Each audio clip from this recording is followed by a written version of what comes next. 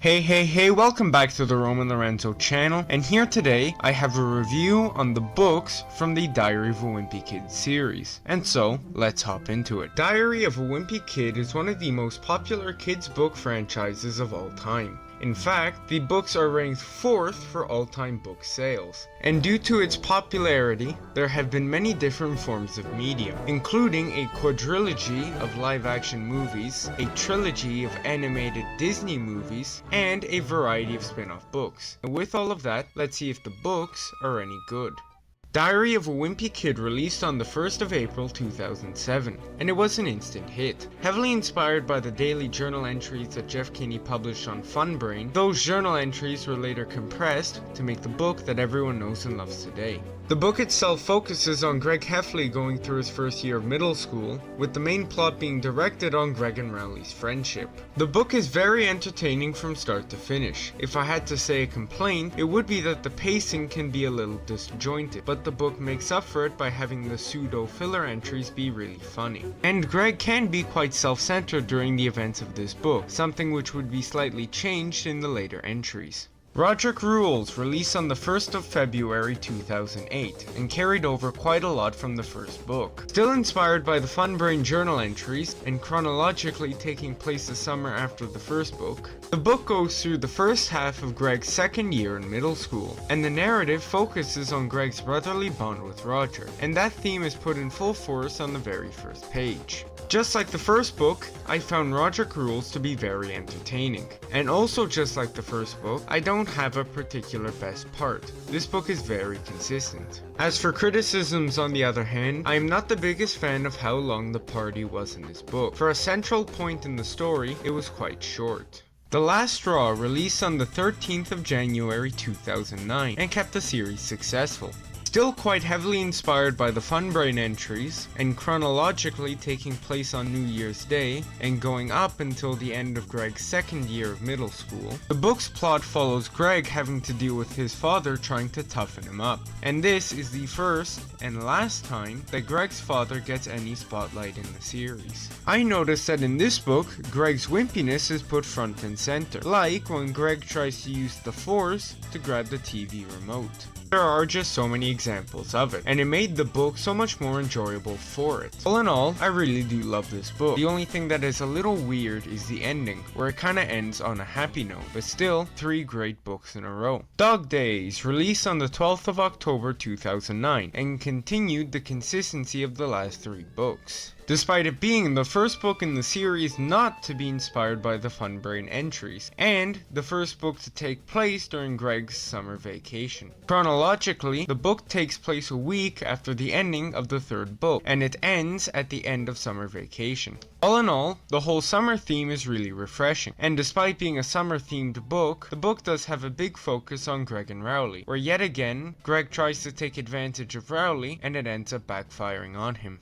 And, just like the 3rd book, this book also has a weird ending, where it ends with a photo album of a bunch of the funnier moments that happened throughout the book. And I think that the funniest thing about those photos is that almost no one is smiling. And that carries over to the very last photo, showing Greg and Rowley in an awkward photo with the description of best friends, which is a pretty good lead up to the next book. The Ugly Truth released on the 9th of November 2010, and it went back to the inspirations from the Funbrain entries, and it was another great book. The book chronologically starts at the beginning of Greg's 3rd year in middle school and ends sometime in mid to late November. The book itself follows Greg dealing with growing up and taking responsibility, which is such an unexpected topic for this book to cover, but I really like it.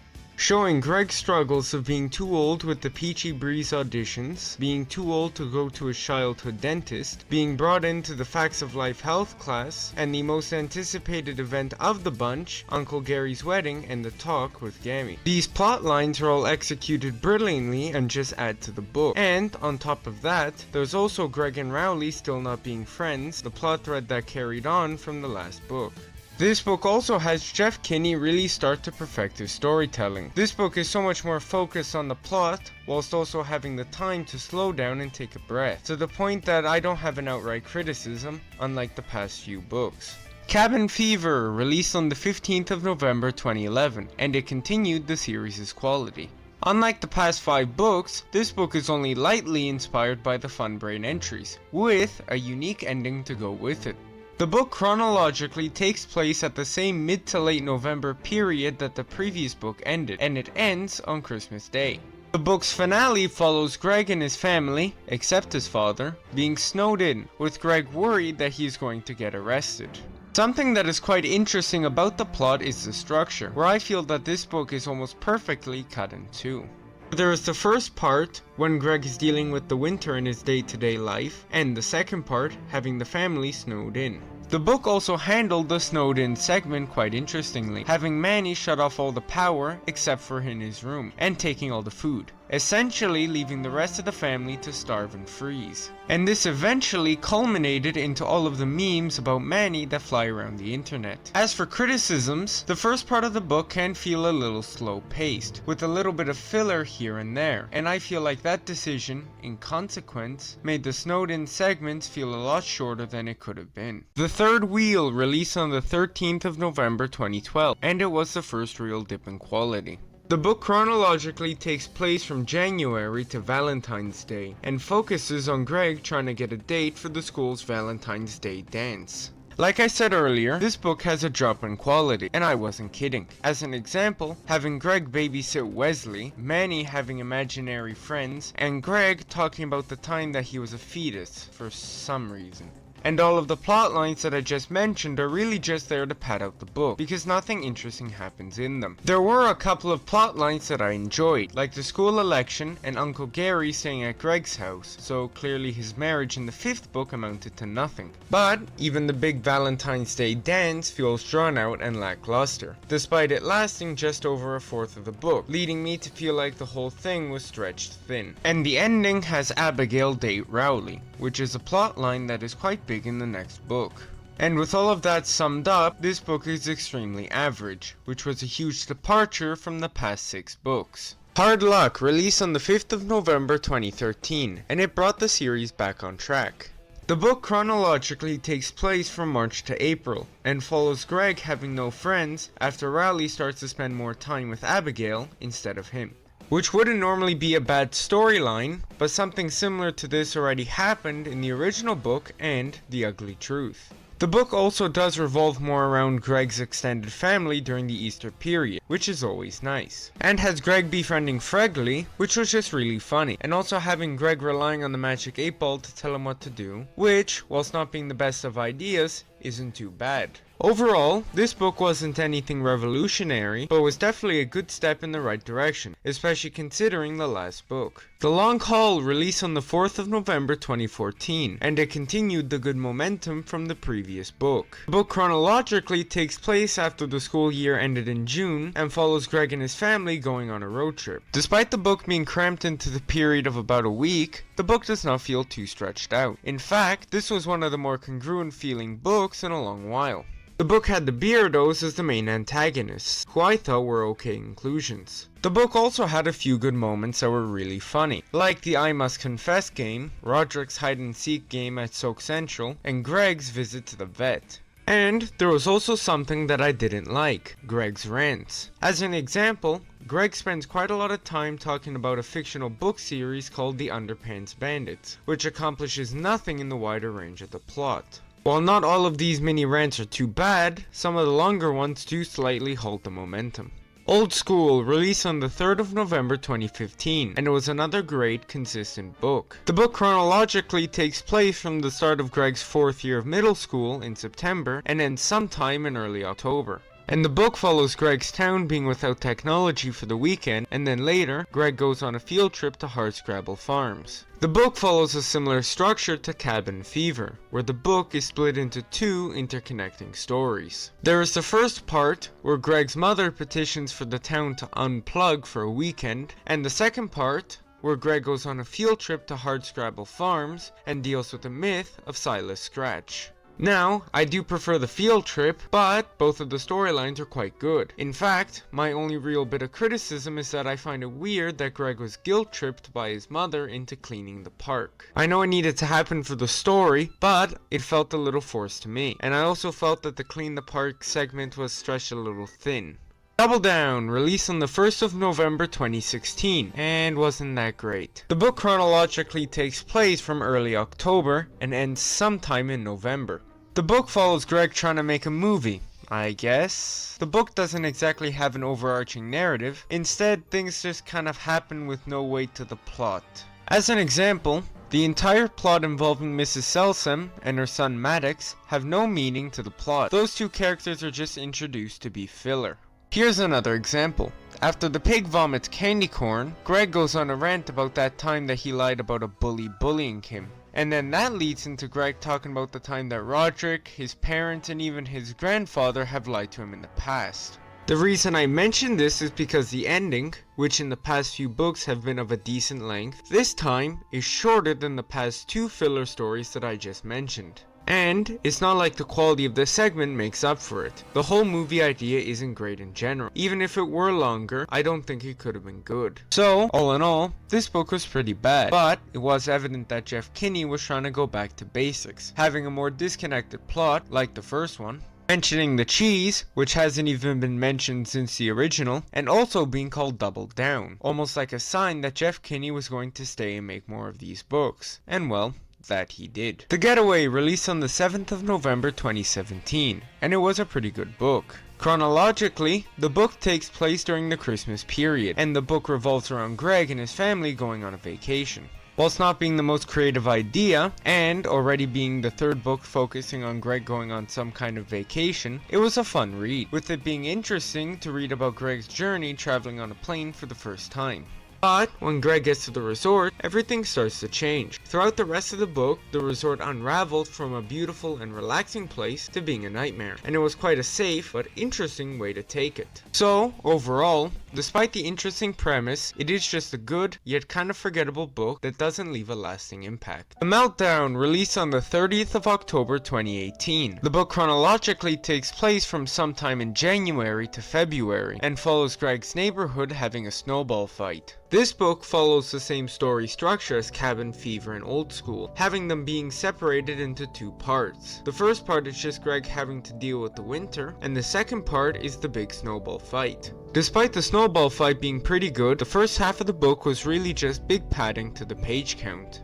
The first half did have some notes, like introducing the rivalry between Lower and Upper Surrey Street, and having a few funny pages here and there, but other than that, it is just a little bland. Going back to the snowball fight though, having all the hill kids fighting each other, then a huge fight between the two different sections of the neighborhood was a really fun inclusion.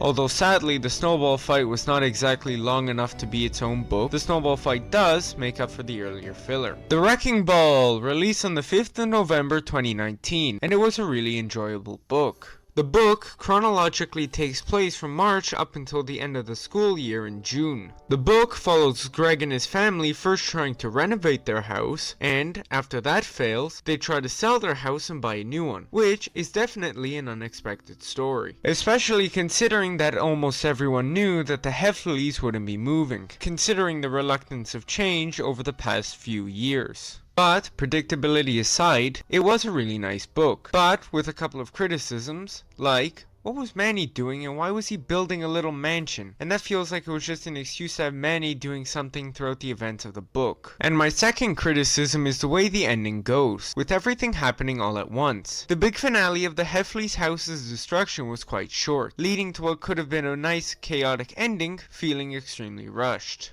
The Deep End released on the 27th of October 2020, and it was a bland book. The book chronologically takes place throughout the month of August, and follows Greg and his family going on a road trip with an RV. Now I did say that this is a bland book, and that has a lot to do with the fact that this is almost a reprint of The Long Haul, with both of them being road trip centered books, except this one has them in an RV, not in the minivan. And the book doesn't do enough to separate itself from The Long Haul. It does try, having the Heffleys try to camp in the woods for a night, or with the Heffleys going to an RV park. But it is still not enough. And piled on all that, there is also a noticeable decline of quality in the drawings, with a lot of characters and environments being blacked out. So, overall, this book is just a boring book where almost nothing too notable happens throughout. Big Shot released on the 26th of October 2021, and it was a solid book. The book chronologically takes place from the start of Greg's 5th year in middle school in September and ends sometime in November. The book follows Greg playing basketball for the school team, which is a really cool idea. Greg being on a sports team was done in the last straw with the soccer team, but it was never a central plot point. So this book was a chance to have Greg properly interact with the world of sports, and that he did. Having Greg be in a team with the remainders from the worst of the tryouts was a really funny idea, and seeing them get thoroughly humiliated throughout the season was also quite funny. The only thing that really drags the book down was the beginning talk about the Olympics and the school field day. For the most part, the whole idea of the field day was really just padding, especially considering that the whole field day amounted to nothing for the plot. Diaper Overlode released on the 25th of October 2022, and was quite average. The book chronologically takes place from December to April and follows Rodrick and his band trying to get famous. And that idea on its own is not that bad. My problems arise when this is Greg's journal, not Rodrick's, so it's a bit weird having Greg recounting events where he isn't front and center. And I do think that this book could have been better if it was from Rodrick's perspective, something like the Awesome Friendly books. But, ignoring all of that, the book is just a little average, with a good few plot threads that don't lead anywhere, like the hands on a van story, or the band wanting to play a song on the roof of a building. And the plot threads that do pan out just seem a little lame. It was all just a little disappointing. No Brainer released on the 24th of October 2023, and was an enjoyable entry. The book chronologically takes place from April up until the end of the school year in June, and follows Greg's school going bankrupt. The book is really absurd with some of its ideas, but, taking them on a face value, they are quite funny. The only bit of criticism that I could give the book is Greg being the principal for a day is a little too absurd for my liking, and the predictability of the ending. Just like Wrecking Ball, the ending where the school is threatened to close down is a little too change heavy for it to be believable. Still, to the book's credit, they did have the fake out ending go on for a little while, which admittedly did have me questioning whether or not the book would actually keep the different school idea. But, in the end, everything went back to normal. Hot Mess released on the 22nd of October 2024 and felt a little redundant. The book chronologically takes place throughout the month of June and follows Greg and his extended family going on a trip to Ruddy Neck Island. Now I did say that this book felt redundant, and my reasoning for it is the fact that this is just an extended version of Dog Days. With both books having Greg going to the beach, except this time instead of going with Rowley's family, he goes with his own. And I feel that this book never really left a shadow of Dog Days. It does try its best to differentiate itself, with the book's heavy focus on the extended family, or my favorite part of the book, when the family plays a Monopoly clone. But sadly, there isn't much else to say about the book other than that. Partypooper released on the 21st of October 2025 and was disappointingly average. The book chronologically takes place throughout the month of June and July, and follows Greg's family forgetting about Greg's birthday, which leads to Greg having a big birthday party the week after to make up for his family forgetting, whilst he keeps an eye out for a rare, misprinted, and expensive collector card. Moving on to the positives from the book, I do like the idea of having Greg's birthday be a central plot point. Firstly, because that idea has been underused, only appearing in Dog Days, and not exactly taking center stage. And secondly, because this is a kid's diary after all, and kids do tend to want to talk about their birthdays. But sadly, though the concept of the book is great, the execution isn't as impressive. Firstly, in the book, the parents forget Greg's birthday for the dumbest reason. When the family refrigerator broke, they forgot to take the calendar off the old fridge, and when they bought a new calendar, Greg's mom wrote down a pie baking contest on the same day as Greg's birthday, and therefore forgot to write down Greg's birthday. But for a moment, I'll put the stupidity of that aside and pretend like that is a logical explanation. Because, just 8 short pages earlier, Greg was talking about when it's his birthday, all of his relatives called to wish him a happy birthday. But, except this year, where they too all conveniently forgot. Moving on to my second big criticism,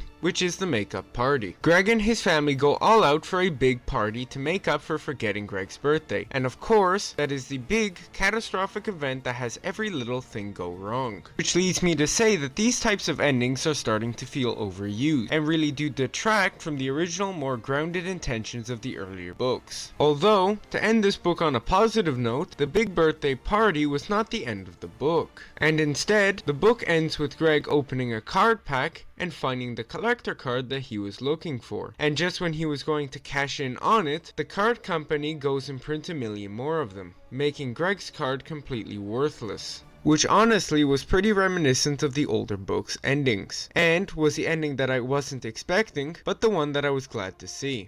Diary of an Awesome Friendly Kid is a spin-off which focuses on Rowley. The book was released on the 9th of April 2019, in between the releases of the Meltdown and Wrecking Ball, and follows Rowley writing short stories about a few of his experiences with Greg. And as an overall spin-off, I really enjoyed reading through it.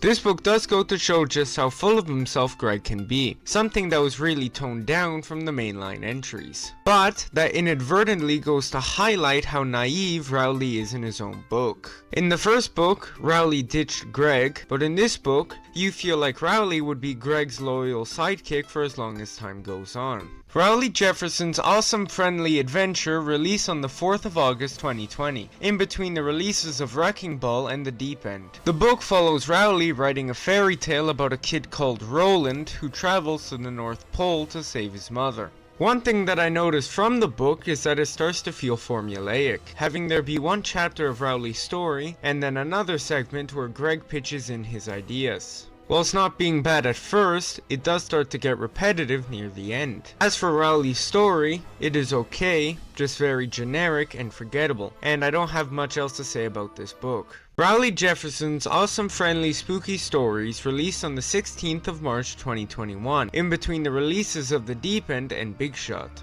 The book follows Rowley writing a few short horror stories. Unlike the last book, none of these stories have any continuity, and there are no in-between segments where Greg talks about what Rowley is doing. And, just as the last book, these stories are mostly forgettable, with the only notable exception being the last one, where Greg pretends to be possessed by a demon and trashes Rowley's house. And other than that, there isn't much else to say. There were 2 do-it-yourself books. The first one came out in the 1st of October 2008, and the second book came out on the 10th of May 2011. The book is just an activity book, but it does have a few interesting lore details that I would like to mention. There is the MASH game that Greg talked about in Wrecking Ball. There is the Diaper Overlode song that was played in the Diaper Overlode book. There is a letter that Greg wrote to Rodrick talking about Rodrick having a breakup, something that was never mentioned in any of the mainline books. And finally, there was a 7-page addition to this book called Diary of an Awesome Friendly Kid, which was only in the 2011 release, and that means that this Awesome Friendly Kid came out 8 years before we eventually got the full book. The movie diaries have 3 separate releases, the first of which being released on the 16th of March 2010, and depicts the production of the first movie. Then it was re-released on the 15th of November 2011, which added a few extra pages depicting some of the production of the second movie. And then released for a third time, releasing on the 26th of June 2012, which also added a few extra pages on the production of the third movie. The books themselves are really quite wholesome, and also depict some cool facts about the movie, and are an excellent read to tie in with the movies. The Wimpy Kid movie diary, the next chapter, talks about the production of the Long Haul movie. The book was released on the 18th of May 2017, a day before the release of the movie. The book itself is very similar to its predecessor, and really goes to show quite a lot of the effort that was put into the movie, and is a good read to tie in with the Long Haul movie. The original Funbrain entries released between May of 2004 and June of 2005, and was a huge hit. The book follows follows Greg writing daily journal entries whilst going through the 7th grade, and contains so many story ideas that would later make it into the mainline releases. The book has so much charm to it, with the less refined drawings and just so much humor. The only real complaint is how the book just gives you a new storyline that comes out of nowhere, which occasionally makes it feel like an idea book for the upcoming mainline series. The book is also quite long, sitting at just under 1,300 pages, but it's a really enjoyable read. In conclusion, Diary of a Wimpy Kid is a book series that has been part of millions of kids' lives, with its relatable stories and funny humor, which makes the books a great read. Even the worser entries of the series have something that makes them memorable and worth the read. Hi, thanks for sticking around to the end of the video. This video took a long time to make, so subscribing would be highly appreciated. Special thanks to Mr. Bones for editing this video. If you have any suggestions for a future video, let me know in the comments, and I guess that's all I've got. Bye.